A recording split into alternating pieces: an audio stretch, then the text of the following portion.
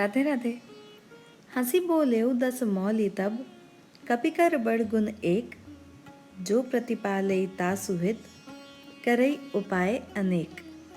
श्री गोस्वामी तुलसीदास जी द्वारा रचित श्रीमद् रामचरितमानस के लंका कांड के दोहा क्रमांक 23 के च खंड की सरल व्याख्या करते हुए पूज्य मैथिली शरण जी कहते हैं कि रावण खूब जोर से हंसकर अंगद पर व्यंग करते हुए बोला कि मुझे अपने बचपने की याद आ गई कि जो मदारी बंदर को पालता है, बंदर अपने स्वामी का सब तरह से हित करने के लिए सबके सामने नाच नाच कर पैसा इकट्ठा करता है और इस तरह वह अपने स्वामी का वैसे ही हित करता है जैसे तू अपने स्वामी के हितों की रक्षा के लिए अपने स्वाभिमान को खोकर भी अपने स्वामी का हित करना चाह रहा है।